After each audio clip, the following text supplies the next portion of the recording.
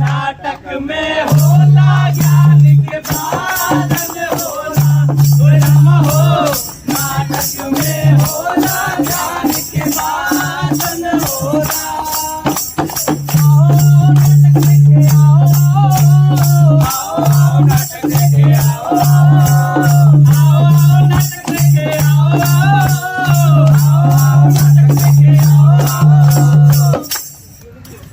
तो नमस्कार करते हैं, प्रणाम करते हैं आप तमाम दर्शकों का। हम तमाम कलाकार स्वागत करते हैं। आज हम सब कलाकार राष्ट्रीय नाट्य विद्यालय द्वारा इस वर्ष आयोजित 25वां भारत रंग महोत्सव के अंतर्गत हम सब आज एक 10 मिनट का पंचम वेद का नाट्य पाठ करेंगे। तो आप सबसे दरख्वास्त है, विनती है कि जितने भी दर्शक लोग पीछे बैठे हुए हैं हल्का नजदीक आ जाइए, तब आप लोग पंचम वेद के बारे में सुनेंगे और समझेंगे। आप सब लोग 4 वेद के बारे में तो जानते ही होंगे, पंचम वेद के बारे में नहीं जानते होंगे। 4 वेदों के मिश्रण से पंचम वेद बना है, उसी का हम लोग आज बखान करेंगे तमाम कलाकार। तो आप जितने भी दर्शक हैं हल्का नजदीक आ जाइए और हम अपनी बातों को शुरू करते हैं।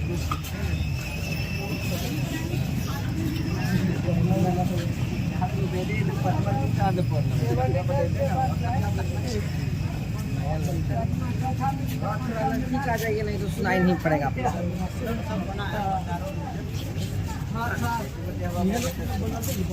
नहीं पंचम वेद है, 4 वेद के अलावा 5वां वेद है। वही तो बता रहे हैं, उनको पता किताब में किताब में भी है, पढ़े नहीं। तो हम तमाम कलाकार association for social harmony and art Chhapra की तरफ से आप सबों के बीच है। लीजिए, प्रस्तुत है नाट्य पाठ पंचम वेद। पूर्व रंग समाप्त हो गया है। पूर्व रंग नाटक के पहले हम लोग अपने इष्ट को याद करते हैं, इष्ट देवताओं को याद करते हैं। तो पूर्व रंग समाप्त हो गया है, उसके बाद नाटक शुरू होने वाला है। पूर्व रंग समाप्त हो गया है, चलो अब जो कुछ सीखा है उसका अभ्यास करो। ये नवीन प्रयोग है, इसमें तनिक भी चूक नहीं होनी चाहिए। प्रणाम स्वीकार करें, सदा स्नेही बने रहें। कहे ऋषिगण, किस प्रयोजन से आना हुआ? हे मुनिवर, जब से आपने नाट्य शास्त्र की रचना की है, हमारे हृदय में कई प्रकार के प्रश्न उठ रहे हैं। हम उसी के उत्तर के लिए आए। पूछें, संकोच ना करें। गुरुदेव, नाट्य शास्त्र की उत्पत्ति कैसे हुई? आपने बहुत अच्छा प्रश्न किया है। ये प्रश्न केवल नाटक को नहीं बल्कि जीवन के सार को समझने का माध्यम है। जब त्रेता युग में मनुष्य काम और लोभ से वशीभूत होकर अधर्म और संघर्ष की ओर बढ़ने लगा, तब इंद्र ने ब्रह्मा जी से प्रार्थना की ऐसा माध्यम हो जिसमें देखना और सुनना एक साथ हो, जिससे मनुष्य धर्म, अर्थ, और मोक्ष के मार्ग पर लौट सके। लेकिन गुरुदेव, वेद तो ज्ञान के भंडार हैं, उनमें जगत का रहस्य छिपा है। वेद अपने आप में इस उद्देश्य की पूर्ति के लिए पर्याप्त है, फिर ये नया वेद क्यों?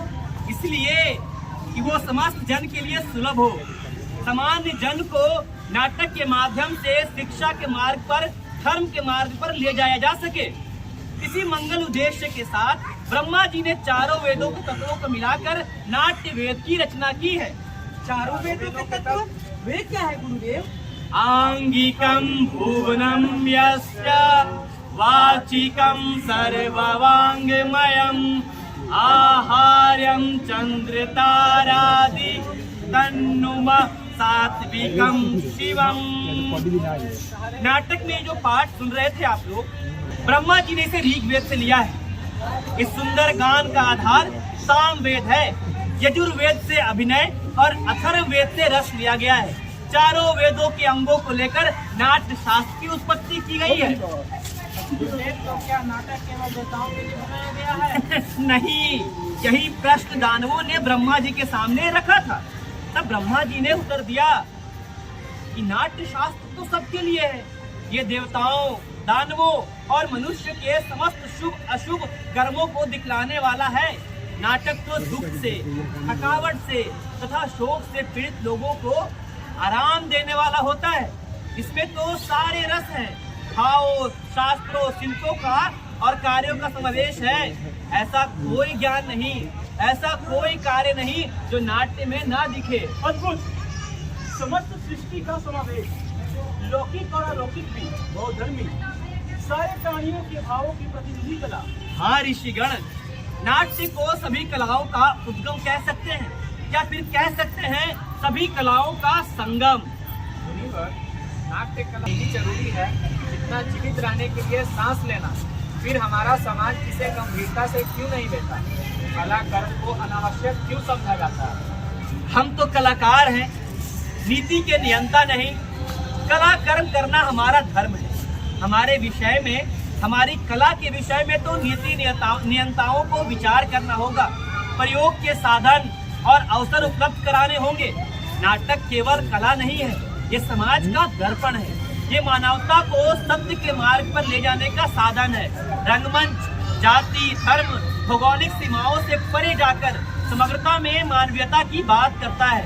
आज भी रंगमंच समाज में विषम परिस्थितियों को दूर कर समाज में समता का भाव लेकर आता है। ये भाव निसंदेह धरती को स्वर्ग बना सकता है। निसंदेह मुनिवर, समाज तो पशुओं का समाज होता है। इसी आशा और अपेक्षा के साथ कि समाज कला और कलाकारों को वो स्थान दे जिसके वे अधिकारी हैं, मैंने नाट्य शास्त्र को पंचम वेद कहकर पुकारा है। पंचम वेद, समस्त वेदों का ज्ञान। ऋषिगण, मेरे रंगकर्मी पुत्र आपके स्वागत के लिए अपनी प्रस्तुति तैयार कर आपकी प्रतीक्षा कर रहे हैं। चलिए चलकर नाटक का आनंद लीजिए। वृद्धि हो इस राष्ट्र की, आशा सभी की पूर्ण हो। सृष्टि व आनंद की, जग में सदा संपूर्ण हो। धरती सदा फूले फले, ऊपर विमल आकाश हो। सज्जन रहे निर्भय सदा, वह दुर्जनों का नाश हो। तो इसी के साथ हमारा पंचम वेद का नाट्य पाठ समाप्त होता है। बहुत बहुत धन्यवाद, आभार। भी बोलो, हम भी बोले, चाचा बोले, चाची बोले, सारा रा रा रा रा रा रा बोल दो मीरा सारा रा, बोल दो मीरा सारा रा। अरे आओ आओ नाटक देखे, आओ आओ, नाटक देखे, आओ आओ, नाटक देखे, आओ आओ, नाटक देखे, भैया आओ, दीदी आओ, चाचा आओ, चाची आओ, आओ भैया आओ, दीदी आओ, चाचा आओ, चाची आओ, अरे भैया आओ, दीदी आओ, चाचा आओ, चाची आओ, भैया आओ, दीदी आओ, चाचा आओ, चाची आओ,